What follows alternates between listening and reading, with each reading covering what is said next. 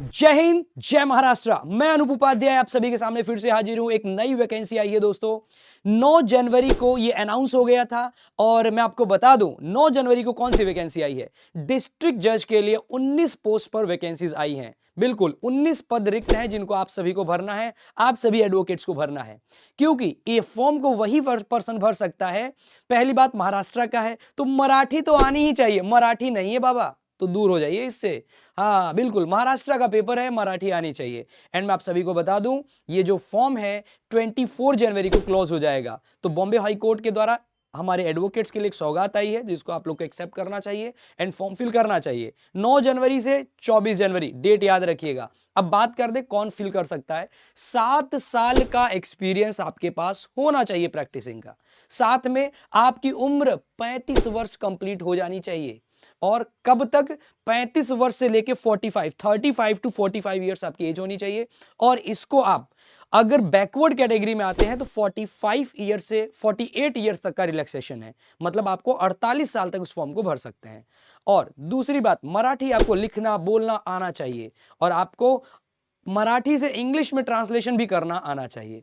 अब बात करें प्री का पेपर होगा बिल्कुल साथियों। इसमें आप सभी को प्री के पेपर में लगभग अप्रॉक्स मैं कह दूं 30 से ज्यादा सब्जेक्ट्स हैं जिसको कवर करने हैं। और जब आपके एमसीक्यूज आप अपीयर कर लेंगे, एमसीक्यू होने के बाद आपके अगर कट ऑफ मार्क्स आ जाते हैं तो आप मेंस एग्जाम में अपीयर करेंगे। मेंस में भी 2 पेपर होते हैं, 100 मार्क्स के ईच पेपर होंगे दोस्तों। और इसमें मैं आपको इंफॉर्मेशन और बता दूं कि हर पेपर में आपके कम से कम 50% मार्क्स होने चाहिए। अगर आप 50% मार्क्स नहीं ला पाए तो आप एलिजिबल नहीं होंगे। और वहीं अगर आप बैकवर्ड क्लास में हैं तो 45% आपके मार्क्स आने चाहिए प्रत्येक पेपर में। अब फिर उसके मेंस के बाद आपका वाइवा वॉस होगा जो कि 50 मार्क्स का होगा, जिसे भी आपको देना है। चयन फाइनल सिलेक्शन में प्री के मार्क्स काउंट नहीं होंगे, मेंस और वाइवा वॉस के मार्क्स काउंट होंगे।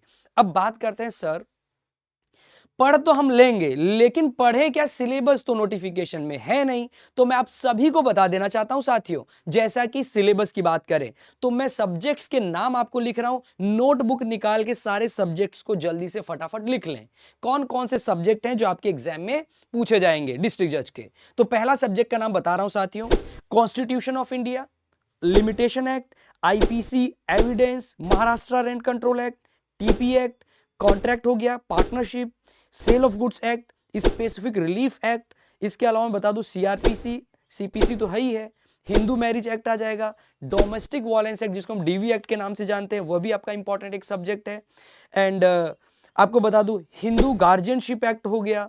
मतलब हिंदू लॉ और फैमिली लॉ से रिलेटेड बहुत सारे क्वेश्चंस आने वाले हैं। क्रिश्चियन लॉ के से भी रिलेटेड इसमें सवाल आएंगे जो मैरिज से रिलेटेड हैं।